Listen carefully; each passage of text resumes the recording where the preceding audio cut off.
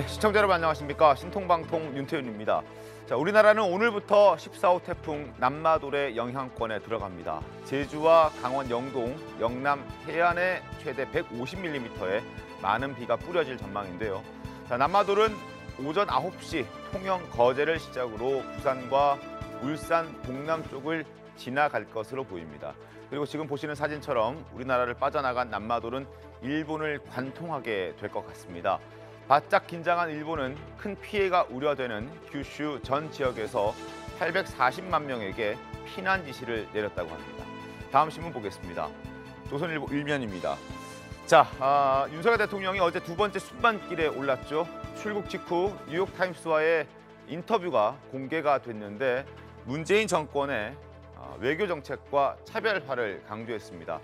우선 문 전 대통령처럼 북한에만 집착하지 않겠다라고 말했다고 합니다. 그리고 문재인 정부의 남북 정상회담은 정치적 쇼였다고 비판했습니다. 그리고 윤 대통령은 모든 패키지를 동원해서 북핵을 억제하겠다라고 말했다고 뉴욕타임스는 보도했습니다. 자, 마지막 신문 보겠습니다. 조선일보 6면입니다. 노란봉투법 이야기 들어보셨죠? 민주당과 정의당이 이번 정기국회에서 처리하려는 법인데요. 근로자가 감당할 수 없는 손해배상 청구 소송을 막자는 취지이긴 합니다만 노조의 폭력, 파괴 행위를 행위조차 면죄부를 주는 것 아니냐는 논란도 거센 상황이기 때문에 사실상 불법 파업을 조장한다는 지적도 적지 않습니다. 자, 월요일 신통방통 광고 후에 시작하겠습니다. 잠시만 기다려주십시오. 월요일 신통방통 시작하겠습니다. 윤석열 대통령이 5박 7일 일정으로 어제 영국과 미국, 캐나다를 방문하는 해외 순방길에 올랐습니다. 취임 이후 두 번째 해외 순방이자 또 다자 외교 무대인데요. 18일 어제 출국했습니다. 리셉션에 참석했고요. 그리고 한국 시간으로 저녁 7시, 현지 시각으로 오전 11시에 엘리자베스 2세 여왕의 장례식이 거행이 되는데 이 자리에 조문을 하게 됩니다. 그리고 곧장 미국 뉴욕으로 갑니다. 유엔 총회 기조연설이 예정돼 있고 바이든 대통령과 리셉션이 예정돼 있습니다. 그리고 이 자리에서 한미 그리고 한일 양자 정상회담도 잡혀 있습니다.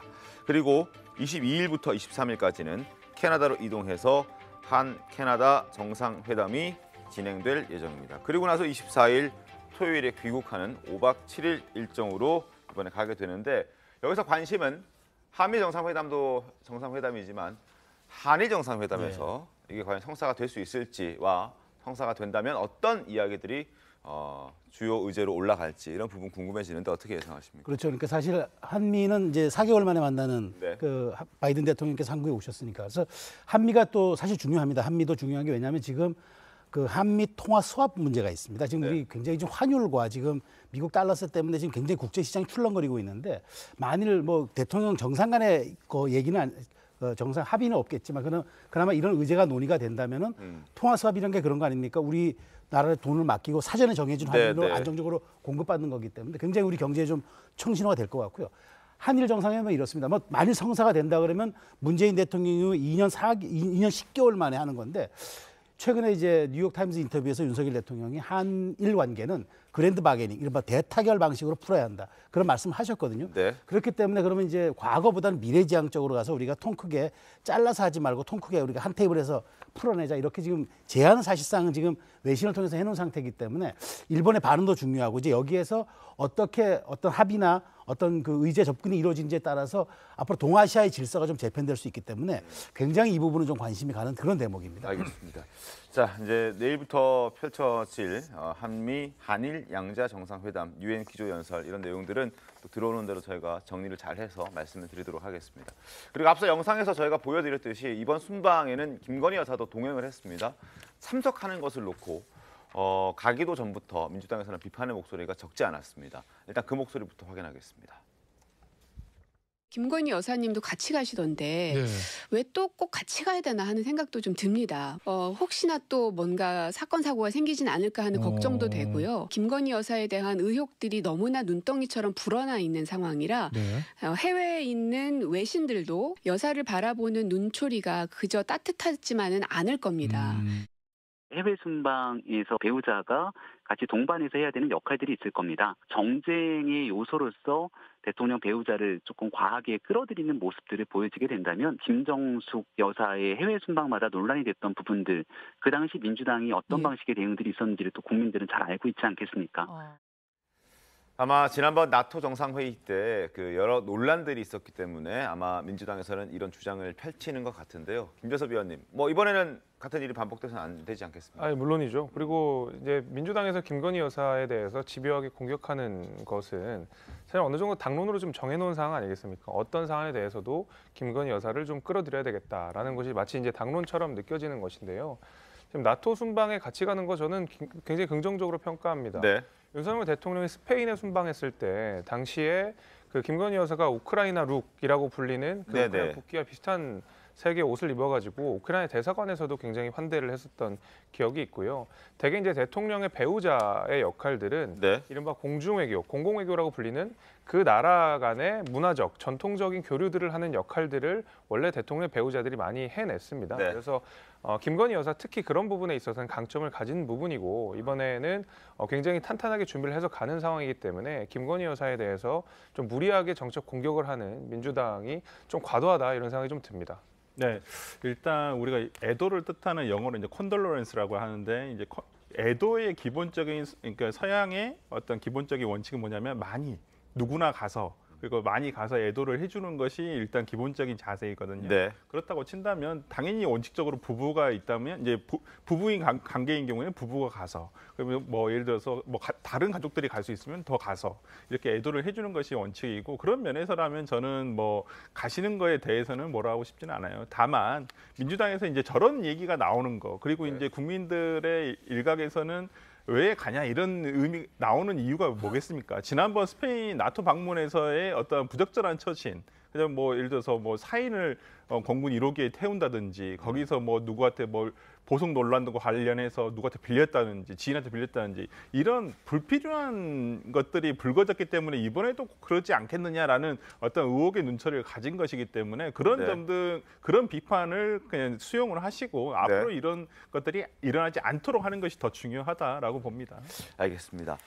같은 일이 반복되는지 이번엔 다른 일이 다르게 펼쳐질 것인지는 저희가 두 눈 뜨고 잘 지켜보도록 하겠습니다.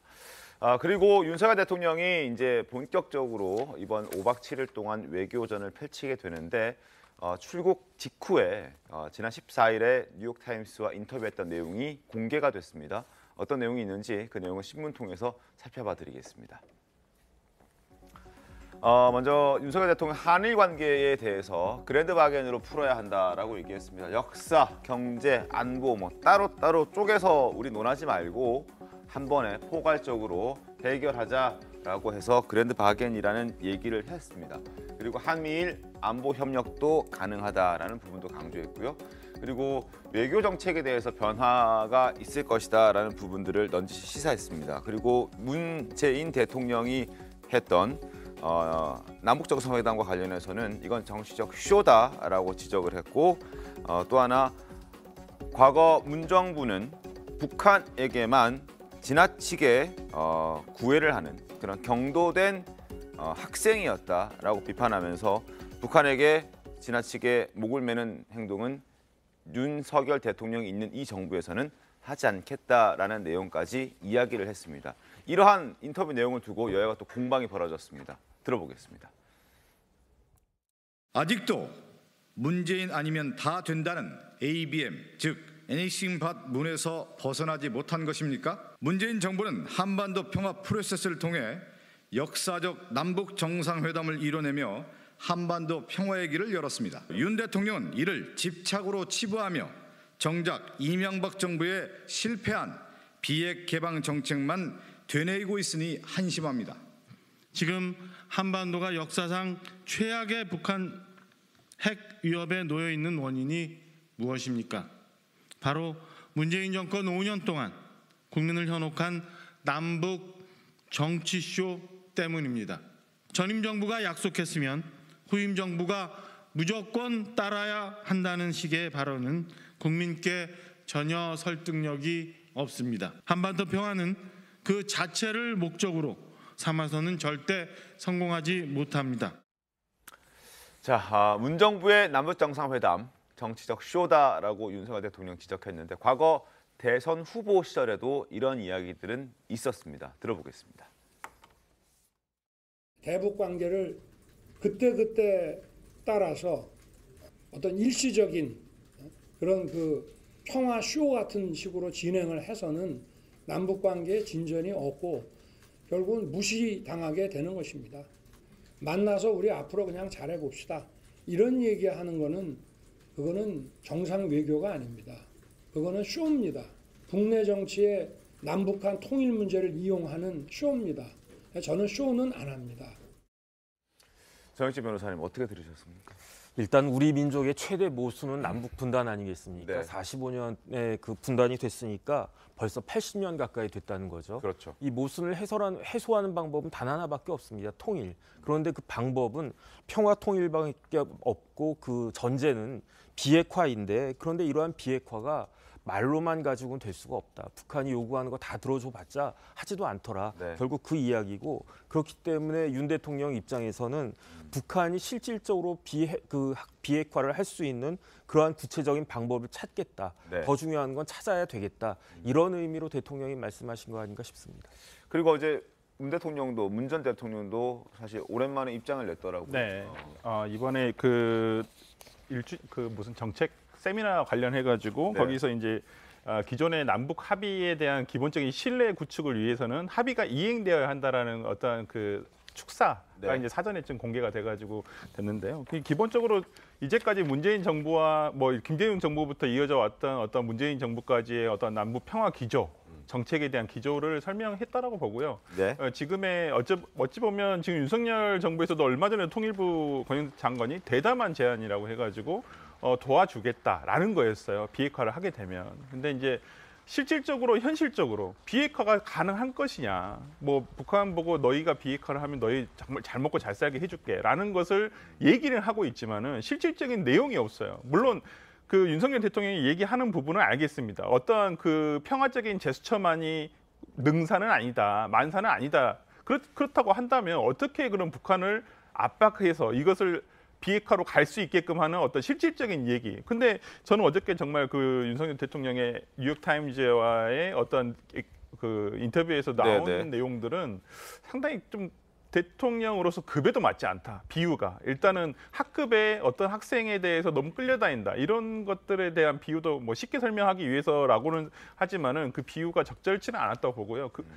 그 내용도 저는 맞지 않다고 봅니다. 그러면 그렇게 막 반해서 예를 들어서 정말 윤석열 대통령이 비유한 대로 반해서 막 그 면도칼을 들고 이런 학생이 난동을 부리는 학생이 있으면 그 학생을 그냥 내버려 둬야 됩니까? 다 못 본 척하고 있어야 됩니까? 그건 아니거든요. 어떻게든 얘기도 해볼 수 있는 것이고 여러 가지 방법을 쓸 수가 있는 거예요. 그렇다고 해서 지금 그 친구를 때릴 수 있는 것도 아니지 않습니까? 우리가. 그렇기 때문에 어떤 이런 부분에서 지금 윤석열 대통령이 얘기하고 있는 대담한 제안, 그러니까 담대한 제안이라는 것 외에는 실질적인 방안이 없어요. 말씀하신 대로 해구산으로 모든 조치를 패키지를 이용해서 압박을 하겠다. 근데 핵에 대한 주권은 우리가 없어요. 다 미국에서 주도권을 가지고 있는 것이기 때문에 이 부분에 대해서 윤석열 대통령이 앞으로는 조금 더 뭐 문재인 정부에서의 어떤 쇼라고 하지만은 쇼라도 거기라도 넘어갈 수 있는 무언가를 보여주셨으면 하는 것이 근데 바람입니다. 이제 우리가 다들 기억하겠지만 얼마 전에 북한에서 발표한 게 있지 않습니까? 김정은 위원장이 직접 비핵화는 없다. 이렇게 얘기를 해버렸기 때문에 사실 남북정상회담이나 이런 것들이 쇼가 안 되려면 그런 비판을 받지 않으려면 북한에서 그런 메시지가 안 나왔어야 되는 것 아닌가 하는 생각도 들긴 합니다. 자, 과거 남북정상회담 때 모습 잠깐 보겠습니다.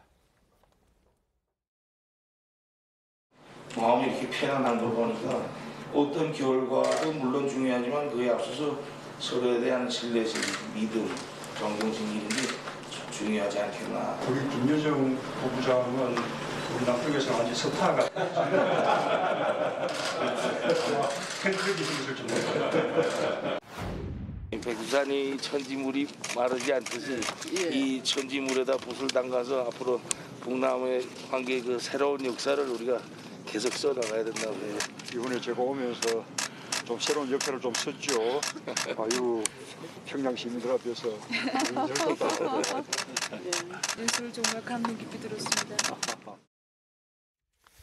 자, 태풍 힘난노가 왔을 때 그리고 또 최근에 순방 외교를 또 하고 있는 윤석열 대통령 여러 긍정적인 모습들이 많이 비춰져서 그런지 최근에 발표된 여론조사 결과를 봤더니 윤석열 대통령의 지지율, 긍정평가가 꽤 많이 상승한 걸 확인할 수 있었습니다. 27%대에 머물렀던 긍정평가가 33%까지 올라갔고 그리고 60%를 웃돌았던 그 부정평가가 60% 아래로 떨어졌습니다. 뭐 제가 방금 말씀드렸듯이 태풍을 어떻게 극복하는 과정에서의 어떤 모습과 그리고 최근에 외교적으로 윤석열 대통령이 하고 있는 모습이 좋아 보였을 수도 있을 것 같고 또 다른 이유도 있는지 한번 여쭤보도록 하겠습니다. 지금 말씀하신 것처럼 사실 이 30% 지지율 기록한 거는 7월 셋째 주 이후 처음입니다. 네. 그렇다면 벌써 이게 2달 만에 30%대를 찍었다는 건데 굉장히 의미가 있고요. 그러니까 특히 말하자면 민생, 그다음에 재난, 그러니까 대통령의 역할과 영역이 어디에 있어야 한다는 것을 여실히 보여준 것 같고 그것들을 국민들이 굉장히 높게 평가해 주신 것 같은데 더 중요한 건 앞으로 이렇게 외교 안보라든가 이렇게 국방 이런 큰 틀에 굵직한 의제에서의 국가 원수 혹은 나라의 통치 지도자로서의 안정감 있는 모습과 신뢰의 모습 보여준다면 조금 더 뒷받침이 되겠죠. 그러니까 요걸 잘 반면교사 삼아서 어떨 때 국민들이 이렇게 호감 있게 반응하는지를 잘 체크할 필요는 있습니다. 특히 정치 지도자는 반드시 그렇습니다. 알겠습니다. 자, 이렇게 윤석열 대통령이 순방을 떠났다는 소식 조금 전까지 저희가 전해드렸습니다. 순방을 떠난 사이에 국민의힘 윤리위원회는 어제 긴급 회의를 열고 이준석 전 대표를 추가 징계하기로 결정을 했습니다. 공교롭지만 이 전 대표가 예상했던 대로였습니다. 화면 보겠습니다. 제가 봤을 땐 비밀을 만들어가지고 제명 시나리오 이런 거 가동해가지고 그래가지고 당원이 아닌데요 이제 이렇게 갈 것 같아요. 28일도 제 생각에는 그 약간 또 디코이 같은 거라 봅니다. 대통령이 출국하시거나 어디 가시면은 그때 꼭 그때 일을 벌입니다. 그 사람들이 체리따봉 하시고 휴가 가셨잖아요. 그 사이에 비대위 한다고 난리 났잖아요. 이제 나토 간 사이에 엄청나게 공격 들어왔어요 그때. 네, 그리고 이번에 또 이제 뭐 순방 가신다고 하는데 그 사이에 아마 또 이제 뭔가를 꾸미고 있지 않을까. 네, 이제 패턴이 노출됐습니다. 자, 국민의힘 윤리위원회 윤리위원장인 이양희 위원장의 목소리도 한번 들어보겠습니다. 이준석 당원 징계 절차 개시. 사유는 당원, 당 소속 의원, 그리고 당 기구에 대한 객관적 근거 없이 모욕적, 비난적 표현 사용 및 법 위반 혐의 의혹 등으로 당의 통합을 저해하고 당의 위신을 훼손하는 등 당에 유해한 행위. 실제로 어떤 표현이 문제가 됐던 건가요? 그건 언론에도 많이들 쓰셨죠. 대국이 술공고 그 단어가 맞나요? 꼭 그렇게 우리가 규정해서 말을 안 하겠습니까? 전 당대표의 위치이기도 하니 그것은 반드시 직접 출석해서 소명의 기회를 반드시 갖고자 합니다. 이 전 대표에 대한 추가 징계 여부와 수위는 늦어도 이달 내로 정해질 것으로 전망이 되고 있습니다. 신문 보겠습니다. 조선일보입니다. 여당 윤리위 지금 보여드린 대로 어제 오후에 3시간가량 진행됐습니다. 긴급 회의를 열었습니다. 추가 징계 절차를 개시하겠다. 그리고 이미 당원권 정지 6개월이기 때문에 추가 징계를 하게 되면 이보다 더 높은 수위가 높은 징계를 할 수밖에 없습니다. 출당 요구라든지 아니면은 제명까지도 갈 수 있습니다. 그리고 28일 새 비대위 가처분 신문전에 이준석 전 대표를 제명할 것이라는 관측도 우세하게 나오고 있다라는 표현도 등장했습니다. 그리고 이준석 대표는 또 가만히 있지 않겠죠. 당연히 가처분 신청을 또 낼 것이다 라고 목소리를 내고 있는 것 같습니다. 김재섭 위원님, 일단 사실 어제는 갑자기 좀 이 일정이 당겨진 거 아닙니까? 원래 28일로 예상을 하고 있었었는데. 사실은 그 원래 징계 절차 개시가 됐었어야 하는데 뭐 뭐 추석이 있었고 뭐 태풍 피해가 있었고 이런저런 이유가 있었기 때문에 불가피하게 좀 미뤄뒀던 것을 이제 개최한다라는 메시지를 제가 본 바가 있습니다. 근데 그럼에도 불구하고 이준석 대표가 이야기한 대로 대통령이 순방길을 떠났을 때 윤리위가 열린다라고 하면 그것은 다분히 정치적인 목적이 있는 것이다라고 이야기했던 만큼 사실 대통령이 떠난 그날에 또 바로 그 다음 날에 윤리위가 열었다는 데에서는 사실은 정치적인 목적이 있는 것이 아니냐라는 비판을 피하기는 지금 당장은 좀 어려워 보입니다. 그러나 지금 당장은 이준석 대표에 대해서 제명이 바로 이루어진 것은 아니고 그 이준석 대표에 대한 징계 절차가 개시가 됐다라는 것이거든요. 그 이후에 이준석 대표를 다시 그 자리에 와서 소명 기회를 받겠다라고 이양희 위원장이 이야기했던 만큼 아직까지 이준석 대표에 대해 징계가 이루어졌다 이렇게 말하기는 뭐하고 징계 절차가 개시가 됐다라고 해서 결과적으로 징계가 안 나올 수도 있는 겁니다. 그래서 아직까지는 뭐 그 절차들을 지켜봐야 되겠지만은 적어도 윤 대통령이 떠난 그날에 그 바로 다음 날에 윤리가 열렸다라고 하는 것은 이준석 대표의 말대로 정치적인 목적이 있는 것이 아니냐라는 비판을 피하기는 좀 어려워 보입니다. 장혁진 변호사님, 뭐 지금 김재섭 위원께서는 이게 징계 절차 개시가 된 거지 결정 난 건 아니기 때문에 안 될 수도 있다라고 얘기를 하고 있지만 사실 그렇게 생각하는 사람은 많지 않은 것 같고, 그리고 윤석열 대통령이 떠난 직후에 벌어지기도 한 것도 있고. 이준석 전 대표가 경찰 조사를 받았잖아요.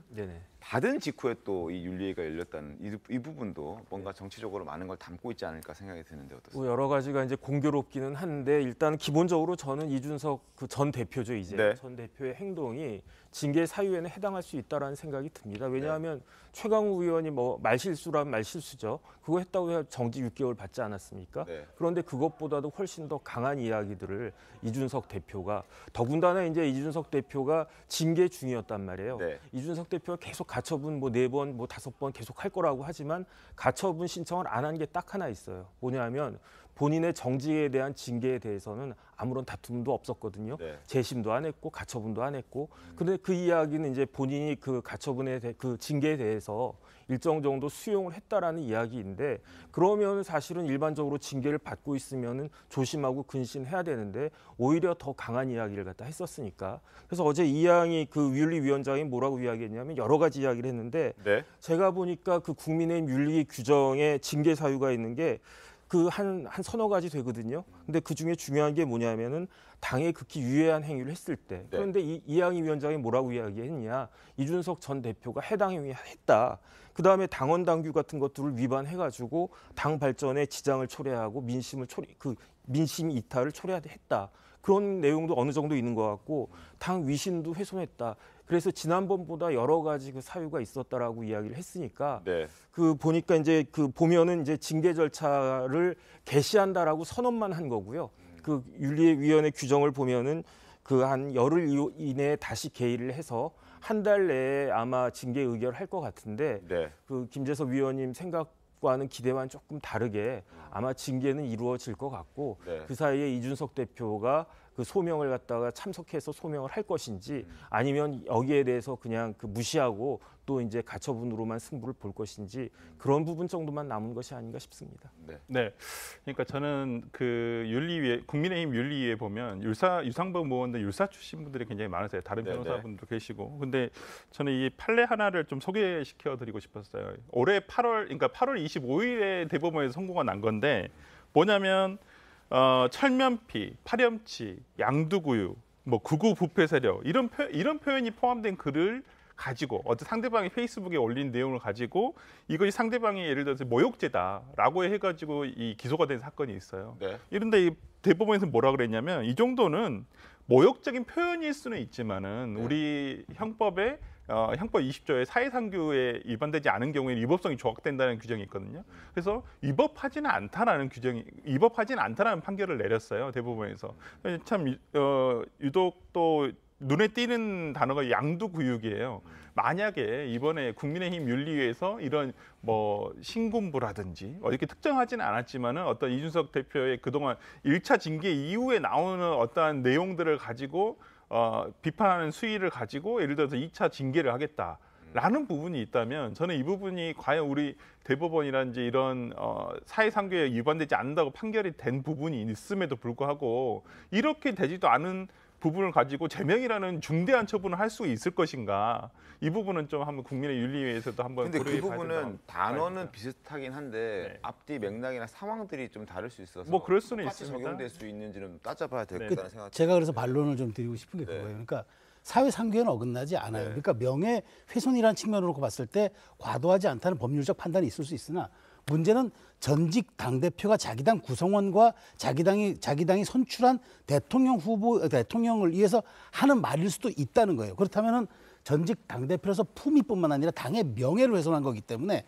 이 부분은 정치적으로 정당은 국민의 민심을 받아서 사는 그런 기구인데 그 민심에 해를 가하는 그다음에 거기에 대한 우리 스스로 자해하는 그런 발언이었기 때문에 이 부분은 법률적 대법원의 저 판례와는 좀 다른 것으로 받아들여야 된다는 게 제 생각입니다. 알겠습니다. 그리고 이제 이준석 전 대표 경찰 조사 받았다는 말씀 잠깐 드렸는데 이 경찰 조사 결과에 따라서도 징계 수위는 좀 달라질 수도 있을 것 같은데 정의진 변호사님, 보통 이런 경우에는 결과가 언제쯤 나온다고 예상할 수 있습니까? 일단 공소시효 문제이기 때문에 공소시효가 아마 이달 말 되기 전까지 이제 수사가 다 끝나야 되는데 네. 경찰 수사로 끝나는 게 아니거든요. 이건 경찰이 명백하게 잘못한 겁니다. 왜냐하면 경찰이 검찰한테 넘겨서 검사가 이 기록들을 쭉 보고 그런 다음에 기소 여부를 검토를 해야 되는데 제가 봤을 때 벌써 19일이잖아요. 네. 열흘도 안 남았을 거예요. 열흘도 안 남았는데 검사한테 뚝 던져놓고 수사를 기소를 할 건지 여부를 결정하라. 일을 이렇게 하면 안 되는 거고요. 그런 공소시효 문제가 있기 때문에 지금 그 문제가 되는 거고.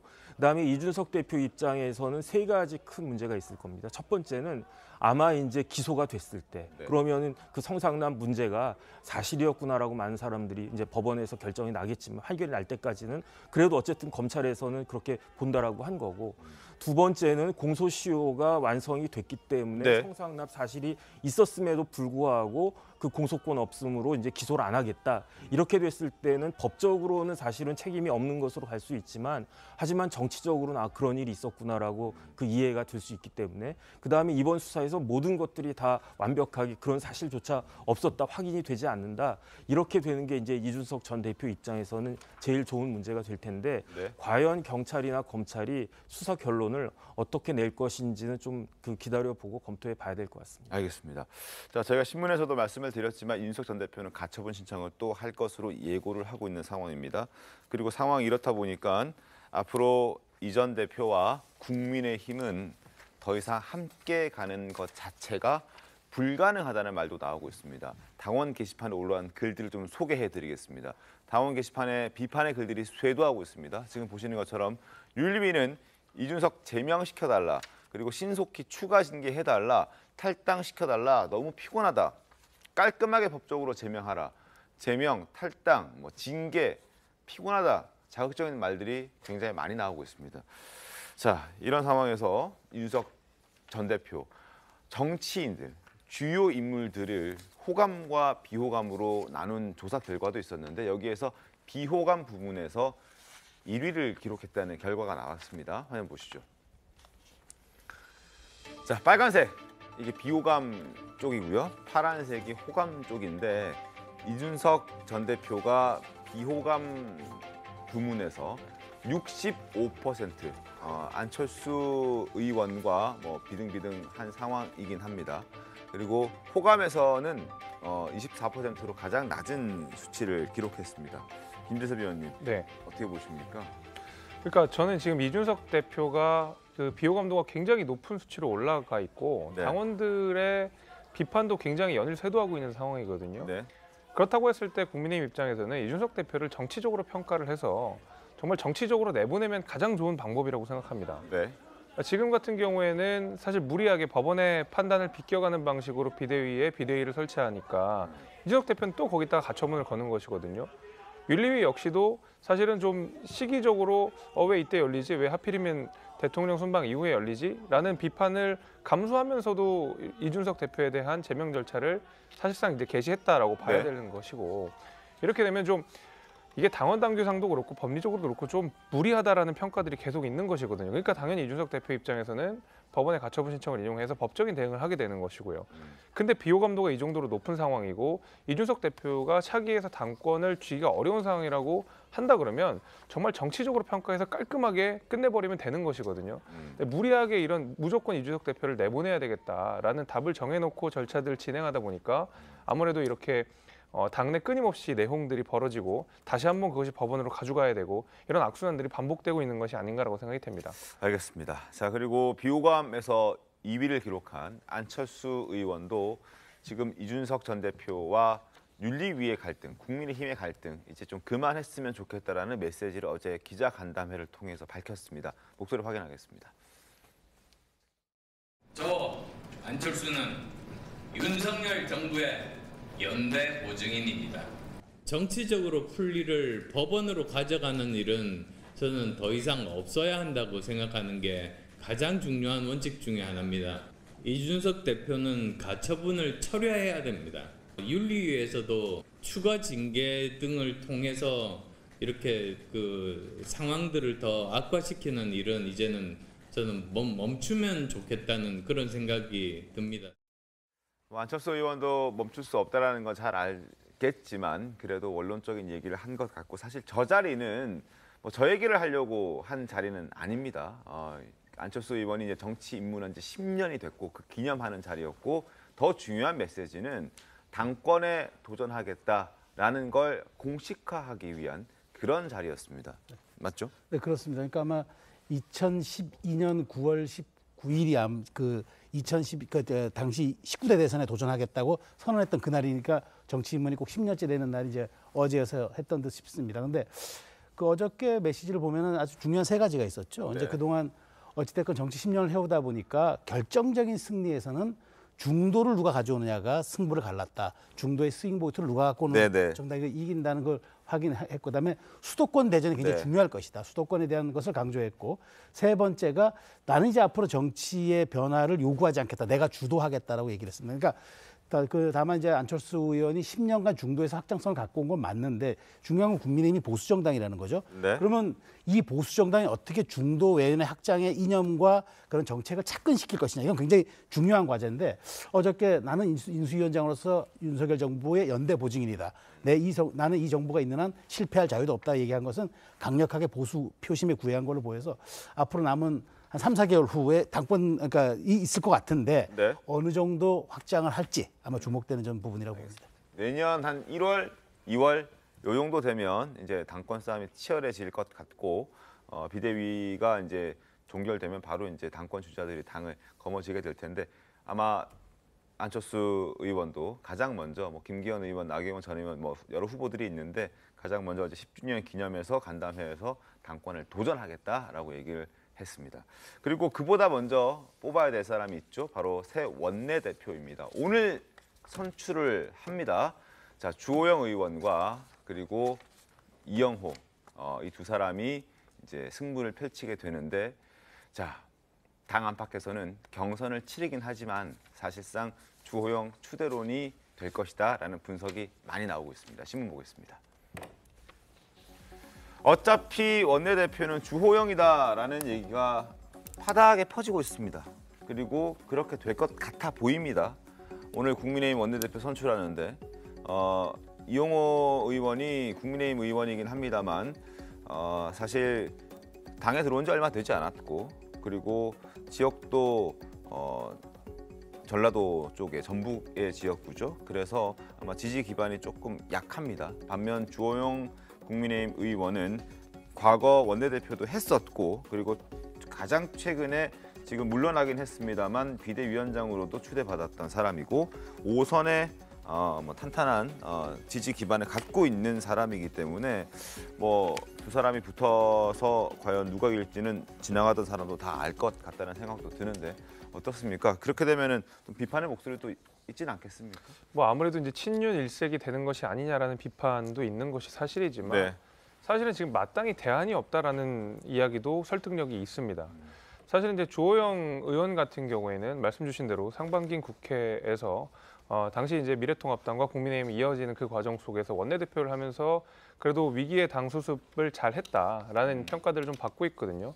당시 이제 주호영 원내대표가, 그러니까 주호영 의원이 원내대표였던 시기에도 사실은 비상대책위원회 상황이었습니다. 그래서 김종인 위원장과 호흡을 잘 맞췄던 기억이 있고 아마 국민의힘 의원들은 그것을 기억하고 있을 겁니다. 그래서 위기 상황에서 안정적으로 좀 당을 이끌었었던 그런 생각들을 다 바탕으로 했을 것이고 지금 오히려 이용호 의원이 출마를 하셔서 사실 이제 원내대표 선거라고 하는 것이 정말 한 치 앞을 모른다는 이야기들을 많이 하긴 하지만 말씀 주신 대로 당내 입지가 좀 부족하다는 점 그리고 이용호 의원이 원내대표가 됐을 때 지금의 위기 상황들을 잘 극복할 수 있을까라는 의문점 이런 것들을 바탕으로 해서 아마 무난하게 주호영 의원이 원내대표로 선출이 되지 않을까라는 것이 제 생각입니다. 그래도 이용호 의원이 과연 몇 표를 받을지는 좀 궁금하지 않습니까? 생각보다 좀 더 받을 수는 있겠지만 호남 출신이라는 상징성이 있음에도 불구하고 현실적으로는 그렇지 않다. 왜냐하면 국민의힘은 지금 집권 초기임에도 불구하고 진짜로 비상 상황이거든요. 원내대표는 그 비대위원 중에 한 명이란 말이죠. 다른 때보다 원내대표가 지금 더 중요한 시기예요. 그런데 지금보다도 원내대표가 혹시 훨씬 더 중요하게 될 수도 있단 말이죠. 그렇죠, 왜냐하면 법적으로, 정진석 비대위원장에 대한 직무정지 가처분이 또 인용이 된다라고 하면 그때는 실질적으로 원내대표가 당대표 역할을 할 수밖에 없단 말이죠. 그러한 원내대표 자리를 이용호 의원이 아무리 재선 의원이고 여러 가지 정치력이 있다고 해도 지금 국민의힘을 이끌어가기에는 역부족이 아닌가. 그렇다라고 하면 결국은 주호영 전 대표가 다시 원내대표가 되시는 게 그게 이제 순리이고 그렇게 될 것 같습니다. 그러니까 일각에서는 그런 얘기도 있습니다. 정진석 비대위원장의 직무가 정지가 됐을 때를 가정해서 주호영 원내대표 후보가 비대위원장이 다시 직무 대리를 해서 당을 이끌어가는 것까지 계산에 있다.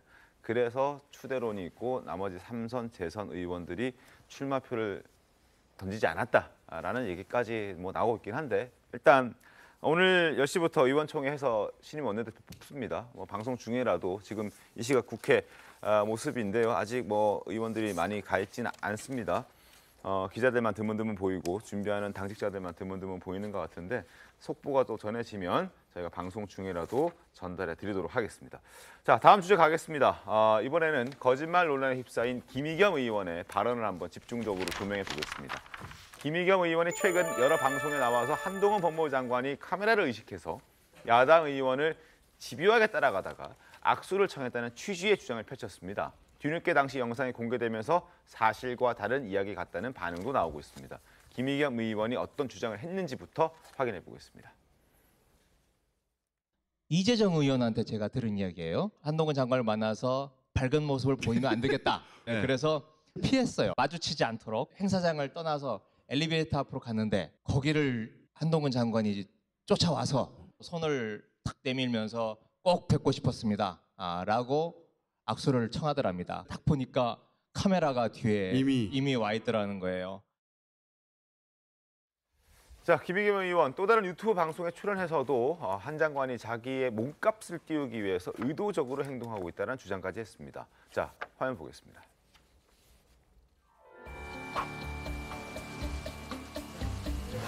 최대로 많은 시청자분들 감사의 말씀드리겠습니다. 또한 귀한 시간을 내주신 이재정 의원님 반갑습니다. 감사드립니다. 진영과 정치 논리를 배제하고 한자리에 모여서 뜻을 모으는 것이 25년군 난제 해결의 획기적인 계기가 될 것이라고 저는 신입니다.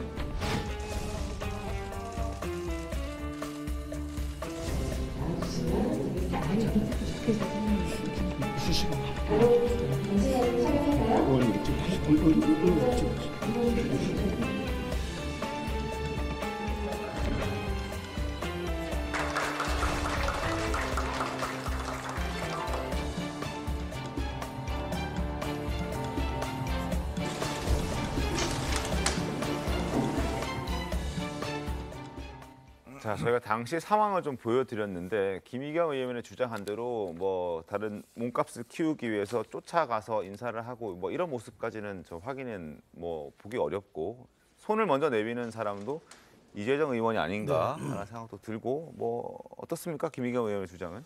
김의겸 의원이 들은 얘기라고 이렇게 공개를 한 거잖아요. 이재정 의원이 제가 보기에 모르겠습니다. 진실은 모르겠는데 거짓말한 것 같지는 않습니다. 왜냐하면 저는 영상이 존재하고 본인이 분명히 먼저 손을 내밀었는데 거기에 대해서 본인이 나중에 피했다가 자기가 악수했다 그렇게 얘기하지 않았을 것 같아요. 근데 김의겸 의원이 왜 저랬을까?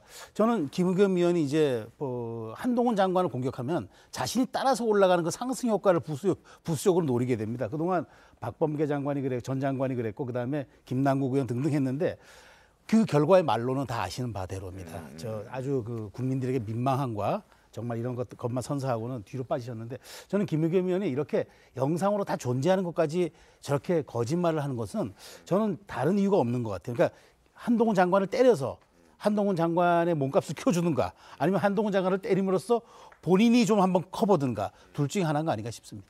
설주환 변호사님 어떻게 보십니까? 일단 뭐 저는 이게 큰 문제가 되나 악수를 한 것이 뭐 당연히 행정부의 그렇죠. 뭐 장관과 당연히 또 해당 지금 지역구 의원이거든요. 네. 이재정 의원이 안양시 지금 안양교도소 이전 문제와 관련해 가지고 당연히 뭐 만나서 얘기할 수 있는 부분이고 뭐 어떤 의도로 얘기했는지 모르겠어요. 그걸 뭐 한동훈 장관이 악수를 청했건 아니 본인이 악수를 청했건 그게 큰 의미가 있다라고 생각하지는 않거든요. 정치적으로도 마찬가지고요. 근데 이제 김의겸 의원이 이제 계속 어찌 보면 민주당에서 이제 본인이 기자 출신이시고 네. 그러다 보니까 이런 그 지금 윤석열 정부에서의 어떤 이런 부분에 대해서 이제 취재도 하시고 이런 부분에 대해서 얘기를 하시는 것 같은데 뭐 일단은 팩트에 근거해야 된다고 보고요. 네. 뭐 그게 큰 의미가 없는 얘기를 가지고 뭐 꼭 의혹을 만들 필요도 없다고 봅니다. 알겠습니다. 예.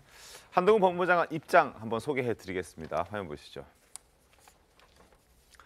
자, 자리에 참석도 안 한 김의겸 의원이 사실과 전혀 다른 허위 사실을 반복해서 말씀하시니 유감스럽다라고 얘기를 하고 있고, 자, 김의겸 의원이 이렇게 한동훈 법무부 장관을 공격하는 게 이번이 처음은 아닙니다. 과거에도 있었습니다. 국회에서도 지난달에 한 차례 맞붙었었는데 그 모습 보겠습니다. 저는 수술 받느라고 지금 떼굴떼굴 굴러서 우리 한국 장관 못 만나는 줄 알았어요. 근데 받으신 수술은 전립선 비대증이에요. 국소 마취하고 30분 만에 끝나는 수술입니다. 일국의 법무부 장관에게 말을 함부로 한다고 화를 내셨던 분입니다. 그 정도 자존심이 강하신 분인데 항의하셨습니까? 미국 정부에? 위원님 여기서 미국의 법무부 장관에게 무슨 질병 얘기를 자꾸 말씀하시는 건 좀 부적절한 것 같고요. 다음 뉴욕 남부검찰청 가셨어요. 여기에서도 제가 보니까 검사장도 못 만났고 차장도 못 만나셨어요. 여기 보면 사다리도 보이죠. 그리고 저 회식 맞습니까? 저거 창고 아닙니까? 저런 곳에 일국의 장관께서 가셔서 저런 곳에서 수대접 받았는데 이건 한동훈 장관 개인의 문제가 아니라 국격의 문제라고 생각합니다. 위원님, FBI 국장 만난 건 쏙 빼셨네요, 사진에서는. 그렇죠? 이런 연방의 범죄를 담당하는 3대 핵심 부서에 그것을 한 번에 가서 장관이 만나고 온 전례가 아마 없을 겁니다. 전임 박범계 장관님하고 일정을 한번 비교해 봐 주시죠. 정혁진 변호사님은 저 영상을 보면 어떤 생각이 좀 드십니까? 그 기자도 하셨고 오래 하셨고 네. 그랬는데 어떻게 저런 말씀하실 수? 제가 미국 사람들하고 일을 여러 번 많이 해봤는데, 그러니까 미군 대장하고도 제가 회의 여러 번 했었거든요. 미국 사람들이 굉장히 실리적입니다. 장소 같은 거 그렇게 가리지 않고요. 그 다음에 이제 중요한 것은 어떤 이야기를 할 것인지 네. 그게 중요한 거고, 그 다음에 요번에 그 한동훈 장관이 지난번에 갔을 때 중요했던 것은 FBI 국장을 만나기로 한 것이었는데 네. 거기에 뭔가 이제 더 의미가 있는 그 중요한 일들이 있을 것이다라고 많은 사람들이 생각을 하고 있지 않습니까? 그래가지고 그런 부분들에 대해서 오히려 더 적극적으로 이야기를 하든지 질문을 하든지 했었어야지, 그렇지 않고 왜 저렇게 이야기를 하는가. 한 가지만 더 말씀을 드리면요.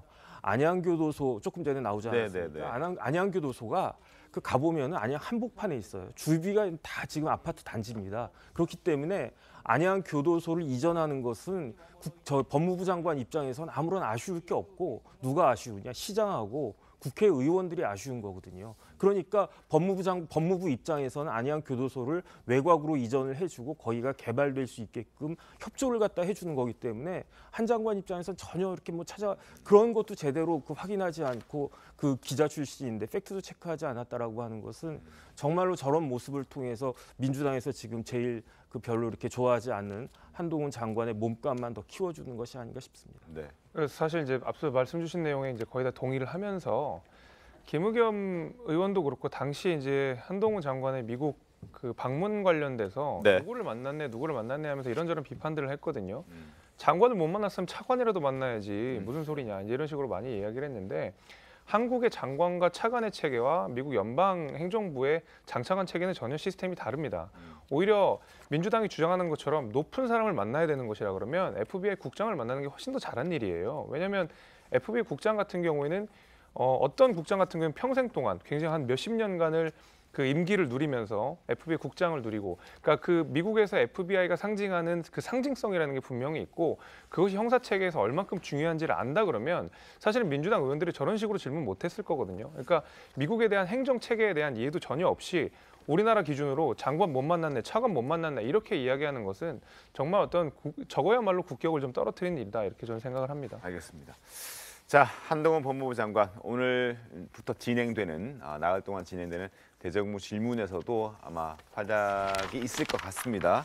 저희가 한번 지켜보도록 하겠고, 그리고 민주당은 지금 영빈관 신축 논란을 아마 오늘 대정부 질문을 통해서 집중적으로 따져 묻지 않을까 싶습니다. 그리고 김건희 여사 관련해서 특검법 또 재차 요구할 가능성도 굉장히 높은 상황입니다. 먼저 영빈관 신축 관련 여야의 충돌하는 모습부터 보겠습니다. 민주당이 윤석열 대통령이 이미 철회 지시를 한 영빈관 신축 계획과 청와대 이전 비용에 대해 왜곡과 날조를 일삼고 있습니다. 문재인 정부 5년 동안 400조의 부채를 늘려 국가부채 1000조 원의 시대를 만들어 놓은 민주당이 청와대를 국민품으로 돌려드리는 것에 대해 예산 운운, 혈세 운운하는 것은 실로 가당치 않습니다. 정부가 영빈관을 신축하고자 한다면 먼저 국민들을 설득해야 했습니다. 그러나 국무회의를 거쳐 예산부터 편성해놓고 국민에게 당당히 설명하지도 못했습니다. 정부 여당의 대응 태도가 이렇게 부실하니 국민들은 영빈관 옮길 거야라는 김건희 여사의 발언을 떠올릴 수밖에 없습니다. 망상이라면 거리낄 것 없을 테니 의혹을 투명하게 해소합시다. 논란이 되자 윤석열 대통령이 직접 철회하라라고 지시를 했습니다. 실제 철회됐습니다. 그러나 계속해서 공세는 이어가고 주고받고 있는 그런 상황입니다. 신문 보겠습니다. 자, 민주당에서는 이거 신축 지시를 김건희 여사가 한 거 아니냐 이렇게 이제 프레임을 짜고 공격을 하고 있습니다.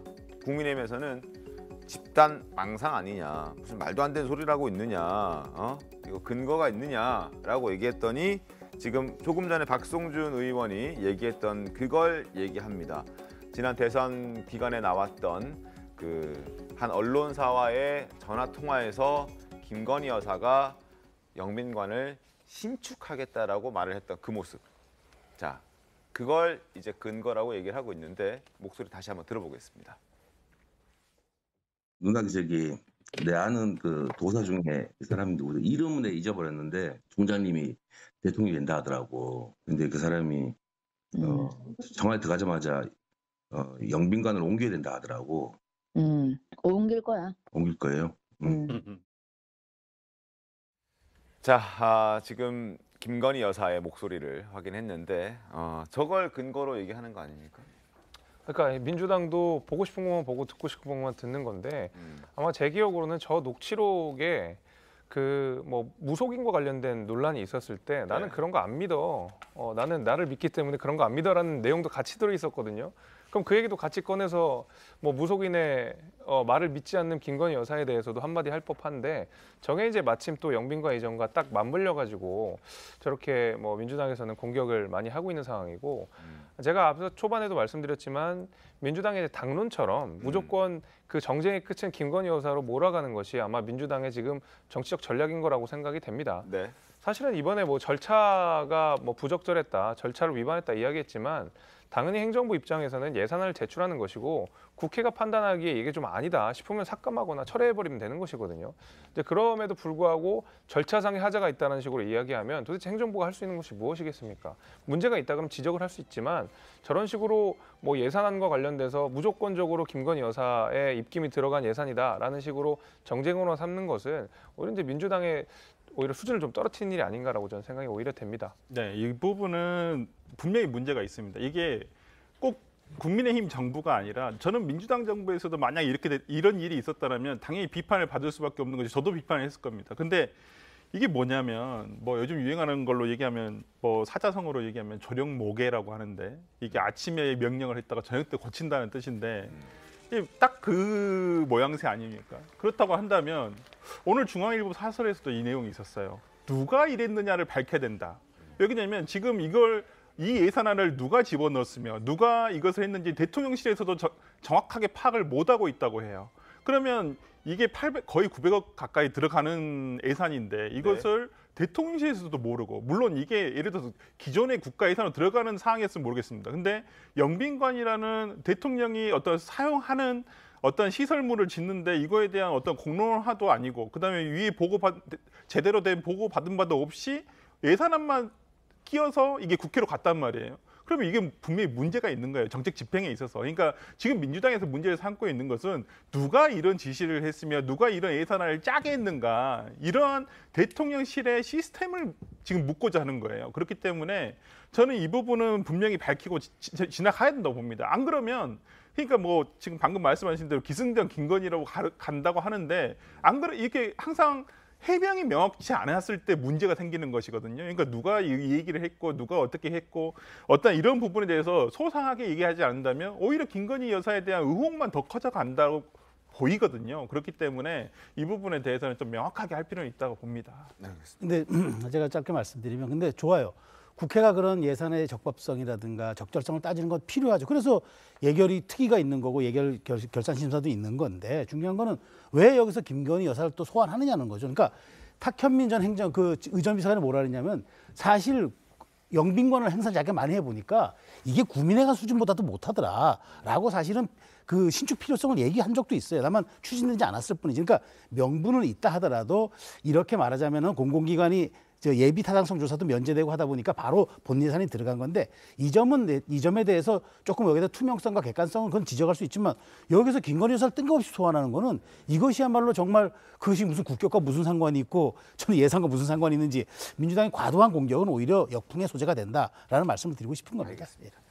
자, 김건희 여사와 관련된 얘기 잠깐 짚어봤습니다. 그리고 오늘 대정부 질문과 관련된 얘기도 좀 해보도록 할게요. 충돌할 것으로 예상되는 또 하나의 이슈, 바로 매일 쏟아지고 있는 이재명 대표 관련 수사 소식도 아마 충돌이 예상되는 지점입니다. 특히 국민의힘에서는 최근 이 대표 관련 수사에 대한 검찰의 공소장이 공개가 되자 공세 수위를 더욱 높이고 있는데, 김혜경 씨 관련 수사에 대해서도 이재명 대표가 몰랐을 리 없다라고 주장을 하고 있습니다. 여야의 주장 한번 들어보겠습니다. 그야말로 먼지털이식, 소위 말하는 인디안 기우제 지대듯이 나올 때까지 턴다는 정치보복속 정치 탄압성 수사이기 때문에 나올 수가 없는 거예요. 아니, 배모 씨는 공무원인데 그 법인 카드를 김혜경 씨를 위해서 썼잖아요. 네네. 이런 거는 문제가 되는 거 아닙니까? 사실 이게 잘못된 관행인데 전국의 수많은 지방자치단체장들, 그다음에 그 법인 카드를 쓰는 많은 분들의 그런 사례가 있을 것으로 보고 있고, 다만 김혜경 씨는 그 사실은 몰랐습니다. 최근 공개된 전 경기도청 5급 공무원 배모 씨의 공소장에 의하면, 배 씨는 김혜경 씨의 지시를 받아 사적 영역에 심부름을 했다고 합니다. 김혜경 씨는 이러한 의혹에 대해 9월 초 법인카드를 쓴 일도 없고 보지도 못했으며 법인카드로 음식을 산 것을 알지 못했다고 혐의를 전면 부인했으나, 검찰의 공소장에 의하면 김혜경 씨의 이러한 주장은 완전히 허위였던 것입니다. 정치 변호사님, 네네. 이제 뭐 공범이라는 게 검찰은 그렇게 확실하게 생각하고 있는 것 같아요. 네네. 어떻습니까, 이거 앞으로? 일단은 이제 배모 씨 기소된 거는 이것도 마찬가지로 공직선거법상의 그 공소시효 때문에 그렇게 된 거고요. 네. 공소장 내용을 갖다 보면은 이제 식사도 다 처리를 갖다가 했고, 공무원이었음에도 불구하고 거의 김혜경 씨 집사 같은 역할을 했다. 사적 모임도 다 어레인지를 했고, 무엇보다도 더 큰 건 뭐냐면은 그 약 대리 처방 같은 거는 일반 사람들 생각할 수도 없는 거고요. 그 자체가 의료법 위반인 거였거든요. 근데 그런 것까지 다 했는데 그렇다라고 하면 지난번에 문제가 됐던 국회의원 부인들과의 그 오찬, 그 7만 8천 원, 그 부분과 관련해서도 당연히 그 일을 그렇게 쭉 해왔으니까 그러니까 이제 배모 씨가 지시를 받아서 해왔을 거고 그다음 지시란 말이 공소장에 있더라고요. 그런데 제가 곰곰이 생각을 해봤어요. 그렇다라고 하면은 김혜경 씨에 대해서도 당연히 기소를 했었어야 되는 거 아닌가? 이번에 추가 기소 가능성이 네네. 있다는 거죠. 그런데 이제 공범이니까 공소시효 문제 없어서 기소를 좀 나중에 한 것일 거다라고 저는 생각을 했는데 공개된 공소장을 보니까 지금 당장 그 기소를 해도 별로 이상할 것 같지가 않아요. 그런데 왜 기소를 안 했을까? 저는 어떻게 생각이 드냐면 더 중요한 거는 이재명 대표에 대해서 기소를 갖다가 했는데 그렇게 되면 이제 부부지간에 다 기소를 한 그런 모양이 되니까 그러니까 이제 부인에 대해서는 좀 그 시간을 두고 지켜보자 이런 식으로 검찰에서 판단한 것이 아닌가 오히려 저는 그렇게 생각이 들었습니다. 그러니까 그 공범임에도 불구하고 기소를 해도 전혀 보시기에는 전혀 문제가 없어 보이는데도 기소하지 않은 건 이재명 대표의 기소 여부에 좀 검찰이 높게 가능성을 보고 있기 때문에 부부를 같이 기소한 경우는 좀 너무 심하다 이런 이야기 또 나오지 않을까 정경심 교수라든지 조국 전 장관 했을 때도 그때도 그런 논란들이 좀 있었는데 그런 차원에서 이번에 김혜경 씨에 대해서 기소하지 않았다 이렇게 판단하시는 거예요? 네, 저는 그렇게 추측을 했습니다. 알겠습니다. 자 그리고 이재명 대표 허위사실 공표 혐의로 지금 기소도 돼 있죠. 관련해서 이제 여러 논란들이 많았습니다. 특히나 고 김문기 처장과 관련해서는 모를 수 없는데 몰랐다라고 얘기를 해서 또 논란을 키우고 있는 그런 상황입니다. 과거 저희가 단독으로 입수해서 보여드렸던 호주 출장 영상을 한번 보여드리겠습니다. 호주 여행을 11일이나 같이 갔다 오셨는데 저는 기억이 없어요. 그걸 굳이 부인할 필요도 없고.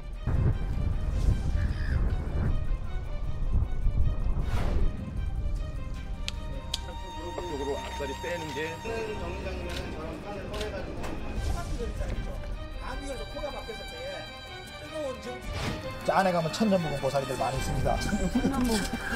사람으로 변신한 거예요.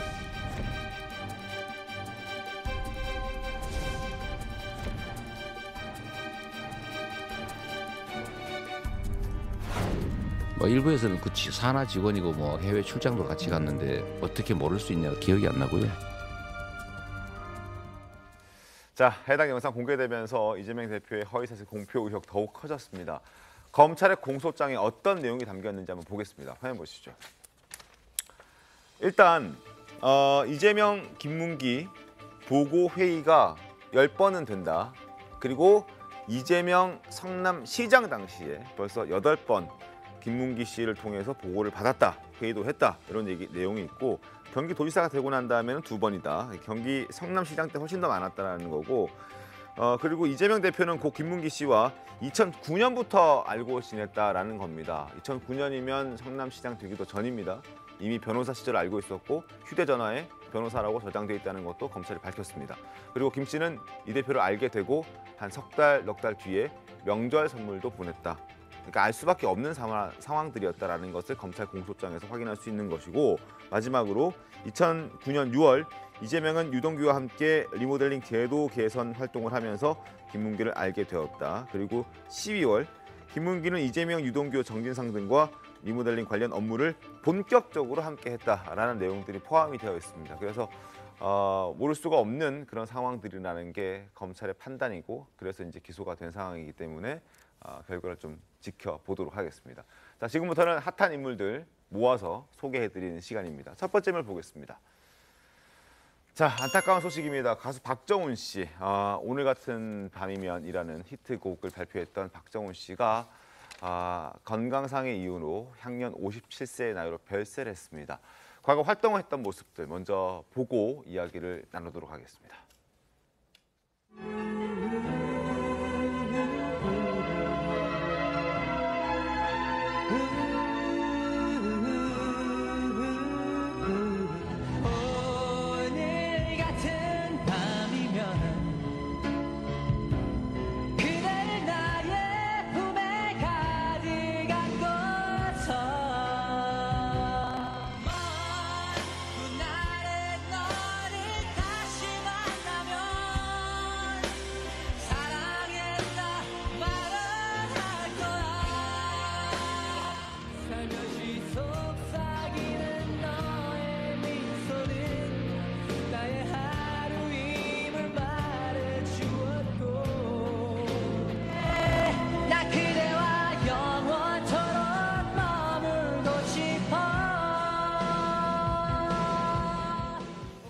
자, 지금 히트곡이 굉장히 많은 유명한 가수였습니다.